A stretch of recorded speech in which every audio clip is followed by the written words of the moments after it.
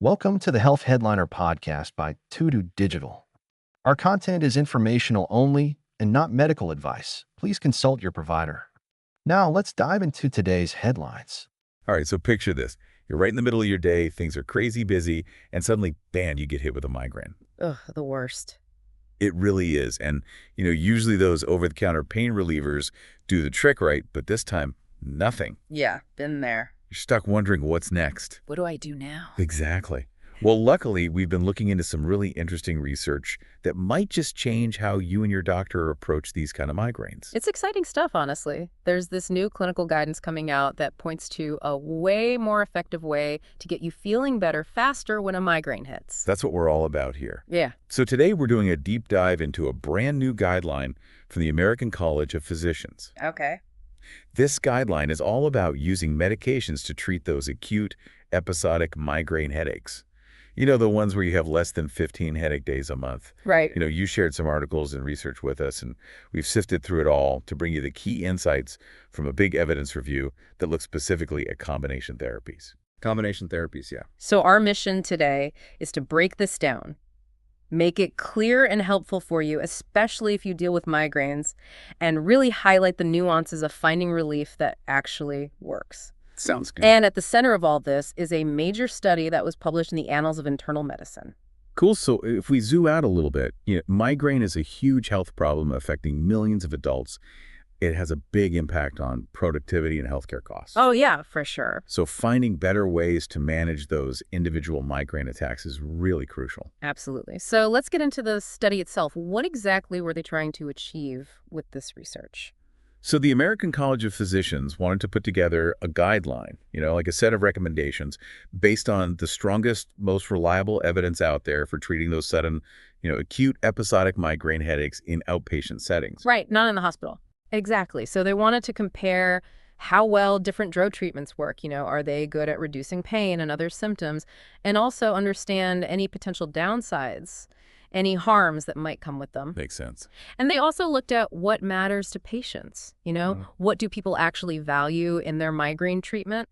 And also the economic side of things. Are some treatments more cost-effective than others? So a really thorough approach. Yeah, for sure. And how did they go about gathering and analyzing all of that information you mentioned? A systematic review. Yeah, so this guideline is built on what we call a systematic review and a network meta-analysis.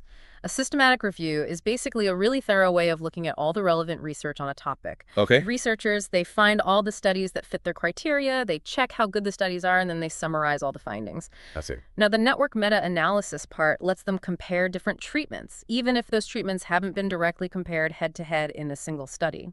So they use this method called GRADE, which stands for Grading of Recommendations, Assessment Development, and Evaluation. It's a mouthful. It is. But basically, it's a way to assess the quality of the evidence for all sorts of outcomes. Okay. Like, were people completely pain-free after 2 hours? Was the pain just reduced after 2 hours?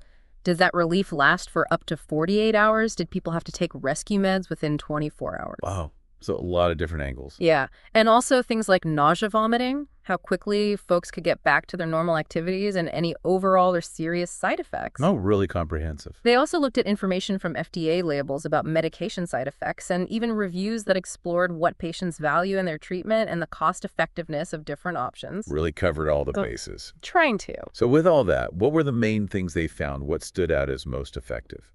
The big finding was that using a combo of a triptan medication, and we can get into what those are in a bit, plus either a non-steroidal anti-inflammatory drug like ibuprofen or naproxen or acetaminophen, worked better for migraine pain and headache compared to just using over-the-counter meds alone. Interesting. And specifically, this combination therapy led to a higher chance of that pain relief lasting for up to 48 hours. Oh, wow. And people needed those rescue meds less often within the first 24 hours compared to using a triptan by itself. That's a big deal. And they also found that combining a triptan with a non-steroidal anti-inflammatory drug likely increases your chances of getting pain relief within 2 hours and having that pain completely gone for a full 48 hours. So the key takeaway here is if those everyday pills aren't cutting it, adding a triptan to the mix could be a game changer for getting that lasting relief and hopefully avoiding those extra meds. Exactly. So for someone dealing with these migraines, what does this actually mean for them? Well, the guideline basically suggests a new approach for doctors. If those over-the-counter pain relievers just aren't doing enough for your episodic migraines, less than 15 headache days a month, Right. your doctor should seriously consider prescribing a triptan along with a non-steroidal anti-inflammatory drug. And if those drugs aren't a good fit for you for whatever reason, then a triptan with acetaminophen is also recommended as a step up from just over-the-counter meds. Got it. We've heard of triptans before. Yeah. Can you break down how they work and why combining them might be more effective? Sure. Triptans are a type of drug designed specifically for migraines. They do a couple of things. First, they narrow blood vessels in the brain, which tend to get wider during a migraine. Yeah. And they also affect certain natural substances in the brain that are involved in pain transmission. Okay. Now, non-steroidal anti-inflammatory drugs, they mainly reduce inflammation and pain. Acetaminophen mostly just relieves pain and fever.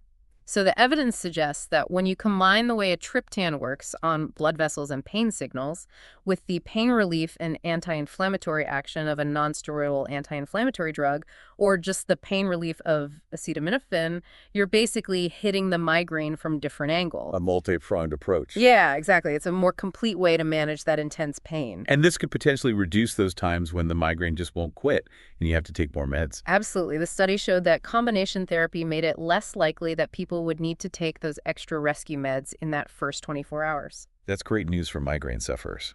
For sure. It could mean fewer interruptions to your day, being able to get back to your normal routine sooner, and just feeling better overall without popping multiple pills. That's what we like to hear now with any research like this. Yeah. It's important to understand the limits.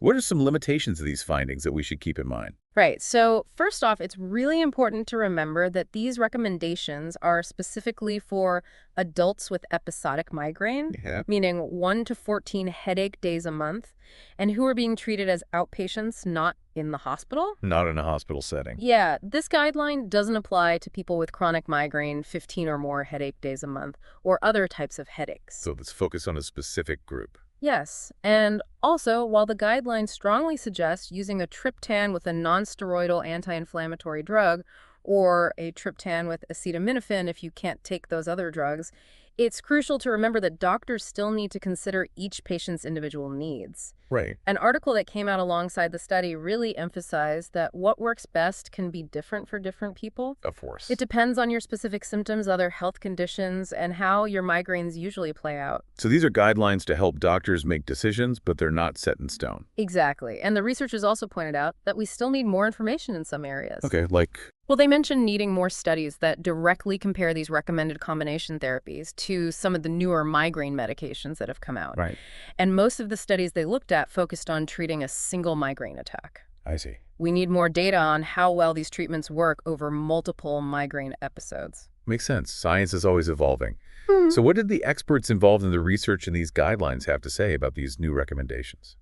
Well, Dr. Carolyn Crandall, who led the research team, highlighted that key finding. We discussed the higher chance of sustained pain relief and less need for rescue meds with combination therapy. She really emphasized how this approach could provide more consistent relief for patients. Okay, great. And what about the expert who wrote the editorial that went with the study? Dr. Mariana Schneiderman-Ugrock, who is a neurologist, she supported this stepwise approach. Okay. Starting with over-the-counter meds and then considering combo therapy if those aren't enough.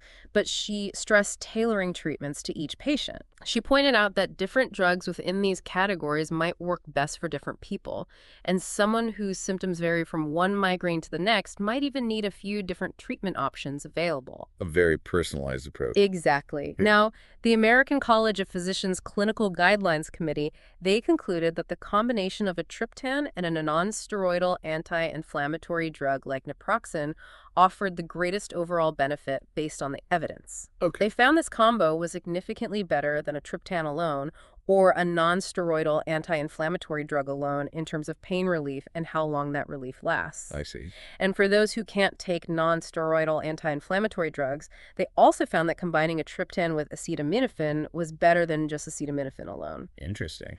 And they also took into account what matters to patients, and it seems that effective lasting pain relief is a top priority for people with migraines. Makes sense. Definitely. So we've covered a lot of ground here. What's the main message you want listeners to take away from this deep dive? If you're dealing with those subtler, less frequent migraines and those over-the-counter meds just aren't consistently doing the job, these new clinical recommendations are a great starting point for a talk with your doctor. Good advice. The evidence really points to adding a triptan to your current treatment, especially with a non-steroidal anti-inflammatory drug as a way to get better, more lasting pain relief and avoid those times when you need to take extra meds. So being informed and proactive about your health. Exactly. Don't hesitate to talk to your doctor about these findings, about the potential benefits of combo therapy. They can look at your medical history, other meds you're taking, and the specifics of your migraines to figure out the best treatment plan for you.